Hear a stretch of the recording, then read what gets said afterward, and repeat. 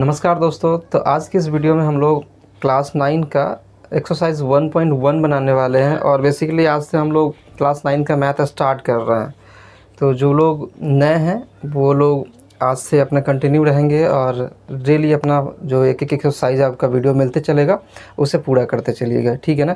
और आपको मैं अभी ही बता देता हूँ, सपोज मैंने एनसीईआरटी आपको बताया, आपको किसी भी किताब से हो सकता है कि आपको कोई और भी किताब आप पढ़ते होंगे साथ साथ, तो वहाँ से अगर डाउट आ रहा है तो आप हमें वो क्वेश्चन भेज सकते हैं, हम उसको सॉल्व करेंगे। साथ में अगर एप्लीकेशन आपके पास अवेलेबल है तो वहाँ पर आपको एक ग्रुप बना हुआ मिल जाएगा, जहाँ से आप चाहे तो अपने दोस्तों से डिस्कस भी कर सकते हैं क्वेश्चन के बारे में, और वहाँ पर क्वेश्चन शेयर कीजिएगा तो कोई ना कोई बना के तो ज़रूर भेज देंगे। साथ में आप हमसे भी डायरेक्टली पर्सनली आप भेज सकते हैं, ठीक है ना। तो अब अगर आप यूट्यूब पर देख रहे हैं तो बताना चाहूँगा 99 का अभी कोर्स चल रहा है। 99 में आप पूरा मैथ का वीडियोज़ आपको मिल जाएगा, साथ में टेस्ट सीरीज़ भी वहाँ पर मिल रही है, क्योंकि यूट्यूब पर ये पॉसिबल नहीं होता कि टेस्ट सीरीज़ आपको प्रोवाइड कराया जाए। वहाँ पर हर एक चैप्टर ख़त्म होने के बाद आपको एक टेस्ट देखने को मिलेगा, जहाँ से आप आसानी से अपना मूल्यांकन कर सकते हैं कि आप कितना आप पढ़े हैं, कितना समझे हैं, ठीक है। चलते हैं इसके चैप्टर की तरफ। तो सबसे पहला सवाल दिया गया है कि अगर आप किताब आपके पास अवेलेबल हो तो वहाँ पर दीजिए, मैं स्क्रीन पे भी लगा दूंगा और साथ में बता दे रहा हूँ कि इसका सिलेबस मैं आपको लगा दे रहा हूँ कि आपको क्या क्या पढ़ना है, ठीक है। तो अप्रॉक्सीमेट 50 दिन या 60 दिन, 2 महीने के अंदर मैं यह मैथ ख़त्म कर दूँगा, ठीक है। तो पहला सवाल है, शून्य क्या शून्य एक परमेय संख्या है? तो हम यहाँ पर लिखेंगे हाँ, शून्य एक परमेय संख्या है, क्योंकि देखिए 0/1 हम लिख सकते हैं, जहाँ पर ये क्या हो जाएगा, p/q के रूप में इसे लिखा जा सकता है, जहाँ q is not equal to 0। देखिए q 0 नहीं है, तो यही चीज़ हम यहाँ पर लिखेंगे, सेम चीज़ यहाँ पर लिखेंगे, उत्तर लिखेंगे हाँ, ऐसे लिखेंगे हाँ, शून्य एक परमेय संख्या है। यहाँ लिखेंगे शून्य एक परमेय संख्या है, ठीक है। शून्य एक परमेय संख्या है जिसे हम निम्न रूप से लिख सकते हैं, निम्न रूप में लिख सकते हैं। कैसे लिख सकते हैं? तो ऐसे देखिए, यहाँ पर लिखेंगे 0/1 है ना, 0/1 है ना, इस प्रकार से p/q के रूप में लिख सकते हैं, जहाँ 0 तथा 1 पूर्णांक है तथा q बराबर 0 नहीं है, q 0 नहीं है, ठीक है। समझ में आ गया? तो यही था क्वेश्चन। दूसरा सवाल देखिए क्या दिया गया। सेकेंड क्वेश्चन क्या दिया गया इसमें है कि 3 और 4 के बीच में 6 परमेय संख्या ज्ञात की। 3 और 4 के बीच में 6 परमेय संख्या निकालना है। देखिए इसमें ना आपको कई सारे क्वेश्चन मिलेंगे जहाँ परमेय संख्या निकालना पड़ेगा, किसी 2 नंबर के बीच में या 2 परमेय संख्या के बीच में, 2 पूर्ण संख्या के बीच में, 2 पूर्णांक के बीच में, कहीं से भी आपको पूछा जा सकता है। तो एक आसान सा तरीका हम बताते हैं। यहाँ पर दिया गया है कि 6 परमेय संख्या ज्ञात करना है, किसके बीच में? 3 और 4 के बीच में। 6 परमेय संख्या निकालना है 3 और 4 के बीच में। तो सिंपल सी बात क्या करेंगे, 6 है तो उसमें 1 जोड़ दीजिए। 6 1 कितना होता है? 7 होता है। 6 और 1 क्या होता है? 7 होता है। तो हम यहाँ पर लिखेंगे 2 का हल 3 है, तो हम क्या करेंगे, 6 में 1 जोड़ दीजिए। 6 में 1 जोड़ देंगे तो कितना हो जाएगा? 7। तो 7/7 से हम गुना कर देंगे, तो 7 × 21/7, और दूसरा कितना 4 है, तो 4 × 7/7 बराबर 7 चौक 28/7। ये 2 नंबर मिल गए हमें। तो 3 और यहाँ पर लिखेंगे 3 और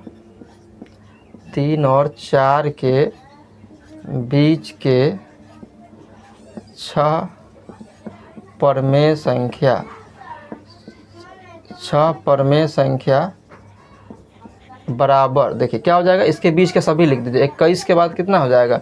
22/7, 23/7, 24/7, 25/7, 26/7, 27/7। देखिए 6 हो गया क्या? 1 2 3 4 5 6। सबसे आसान सा तरीका मैं बता दिया हूँ। क्या करना होगा कि आप अगर 6 पूछ रहा है तो 1 जोड़ दीजिए, 7/7, और यहाँ पर भी 7/7 से गुना कर दिए। तो इस प्रकार से हमें ये 2 नंबर मिल गए, इसके बीच के हम सभी लिख दिए। 7 पूछता तो हम क्या करते, वहीं पर हम 8/8 से हम गुना कर देते। समझ में आ गया? अगला सवाल भी सेम इसी प्रकार से दिया गया है, ठीक है। अगला सवाल भी सेम इसी प्रकार से है। चलिए ये क्वेश्चन बन गया है, तो अब हम अगला सवाल बनाते हैं। सेम ही क्वेश्चन है, इसी प्रकार से अब बनने वाले हैं, कुछ भी अलग नहीं है, इससे अलग नहीं है। देखिए 3/4 अगला सवाल कहा जा रहा है 3 नंबर में 3/4 और 3/4 ही है क्या, क्वेश्चन देख लो एक बार। 3/5 और 4/5 है, 3/5 और 4/5 से पूछा जा रहा है क्वेश्चन। तो यहाँ पर लिखेंगे 3/5 है। देखिए यहाँ पर ध्यान से 3 यहीं पर लिख देते हैं 3/5 और 4/5। तो हमने क्या बताया था कि जितने भी बीच में परमेय संख्या निकालना उससे एक ज़्यादा से गुना कर देना है। तो 5 निकालना है तो हम 6 से गुना करेंगे, 6/6, इसमें भी करेंगे 6/6, बस। अब हो गया 36 18/6 पंचे 30 और इसमें 6 चौक 24/6 पंचे 30। तो यहाँ पर लिख देंगे अतः 3/5 तथा 4/5 के बीच 5 परमेय संख्या बराबर 5 परमेय संख्या बराबर 18 के बाद क्या हो जाएगा 19/30, 20/30, 21/30, 22/30, 23/30 हो गया क्या, 1 2 3 4 5, बस 5 परमेय संख्या निकल के बहुत ही आसान तरीके से मैं आपको बताया हूँ कि इस तरह से बन जाएगा, एकदम तुरंत बनेगा। अगर यहीं पर अगर कहा जाए 7 निकालना है तो क्या करेंगे 8/8 से गुना कर देंगे, यहाँ भी 8/8 से गुना कर देंगे। और यहाँ पर देखिए 18 से 24 है तो क्या करेंगे 19 20 21 22 23 तक यहाँ लिख दिए, जहाँ तक बीच में रहेगा वहाँ तक लिख देंगे। 5 है तो 5 लिख दिए, 6 का था तो 6 लिखते। ठीक है, चलिए इसको आप नोट कर सकते हैं। अगला सवाल आप देख लेते हैं क्या दिया। अब देखते हैं चौथा सवाल। चौथा सवाल में दिया गया है कि कुछ क्वेश्चंस दिए गए हैं, उसके बारे में बताना है कि प्रत्येक प्राकृत संख्या एक पूर्ण संख्या होती है। तो देखिए 1 नंबर, प्रत्येक प्राकृत संख्या क्या होता है 1 2 3 4, 1 से लेकर गिनती की सभी संख्या को क्या कहते हैं प्राकृत संख्या कहते हैं। और 1 से गिनती की सभी संख्या क्या हुआ, अगर 1 2 3 4 अगर लिखे हैं तो वो क्या है पूर्ण संख्या भी होती है। तो यहाँ लिखेंगे हाँ, क्योंकि 0 नहीं लिखेंगे 1 2 3 डॉट इनफाइनाइट, इसको लिखते हैं इनफाइनाइट अपरिमित है ना। हाँ, क्योंकि 1 2 3 से डॉट एक प्राकृत संख्या है तथा यह पूर्ण संख्या भी है, पूर्ण संख्या भी है। ठीक है, दूसरा देखिए, दूसरा क्या दिया गया, दूसरा दिया गया प्रत्येक पूर्णांक एक पूर्ण संख्या होती है। प्रत्येक पूर्णांक क्या होता है, देखिए इस तरह से होता है +-1 +-2 +-3। तो यहाँ पर लिखेंगे प्रत्येक ये पूर्णांक पूर्ण संख्या है क्या, नहीं हो सकती है, क्योंकि पूर्ण संख्या क्या होता है पॉजिटिव नंबर होते हैं, नेगेटिव नंबर नहीं होते हैं, है ना, नेगेटिव नंबर नहीं होते हैं। तो यहाँ लिख देंगे नहीं, क्योंकि पूर्ण संख्या ऋणात्मक नहीं होता है, ऋणात्मक नहीं होता है, यहाँ पर लिखेंगे नहीं होता है, जबकि पूर्णांक धनात्मक तथा ऋणात्मक दोनों होता है ना, दोनों होता है। ठीक है, दोनों होता है, समझ में आ गया। नहीं, क्योंकि पूर्ण संख्या ऋणात्मक नहीं होता है, जबकि पूर्णांक धनात्मक तथा ऋणात्मक दोनों होता है। तीसरा सवाल इसी का तीसरा में क्या दिया गया है, तीसरा सवाल यहाँ पर दिख जाएगा, क्या आप लोग को दिख जाना चाहिए। 3 में क्या दिया गया है कि प्रत्येक परमेय संख्या एक पूर्ण संख्या होती है क्या। परमेय संख्या जस्ट आप लोगों ने देखा 27/7 26/7 क्या है, ये परमेय संख्या। तो क्या ये पूर्ण संख्या है, नहीं है, क्योंकि पूर्ण संख्या क्या होता है, पूर्ण संख्या क्या हो, जैसे कि यहाँ पर हम लोगों ने देखा है कि 1 2 3 ये सब क्या है पूर्ण संख्या। तो ये पॉजिटिव नंबर होते हैं और इसी प्रकार से होता है, ना ही तो माइनस में होते हैं, नहीं तो बटा में होते हैं। तो एक रीजन हम परफेक्ट रीजन अगर देना चाहें तो वो बेहतर ऑप्शन ये होगा, जैसे कि ये 27% माइनस में भी हो सकती है, प्लस में भी हो सकती है, लेकिन यहाँ पर ये नहीं होता।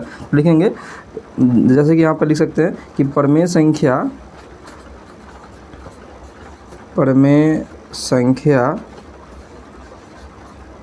ऋणात्मक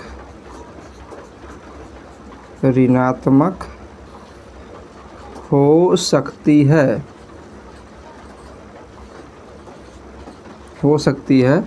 लेकिन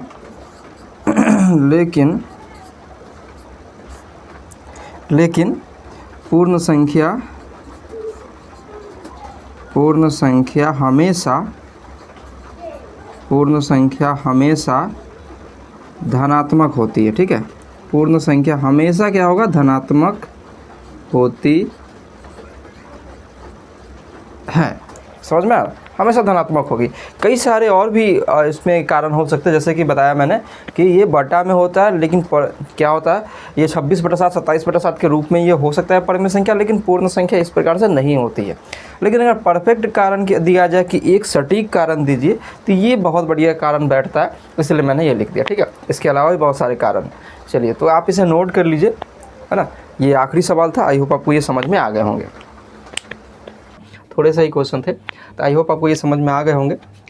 ठीक है, तो अगर आप लोग ये यूट्यूब पर देख रहे हैं, तो आपको अगर नोट्स चाहिए होगा इसके, तो आप एप्लीकेशन डिस्क्रिप्शन में दिया गया, डाउनलोड कर लीजिए। 99 रुपीज़ का कोर्स है, ओनली 99 रुपीज़ का कोर्स है। यहाँ से आप क्या होगा कि नोट्स भी देख सकते हैं, साथ साथ इसका टेस्ट भी मैं आपको प्रोवाइड करा दूँगा एप्लीकेशन पे ही, क्योंकि यूट्यूब पर नहीं संभव है। तो जल्दी से आप एप्लीकेशन डाउनलोड कर लीजिए, और काफ़ी सारे वीडियोज़ वहाँ पर अवेलेबल है, तो आप उसे भी देख सकते हैं। तो मिलते हैं आपसे नेक्स्ट वीडियो में, अगली क्लास में। Thank you.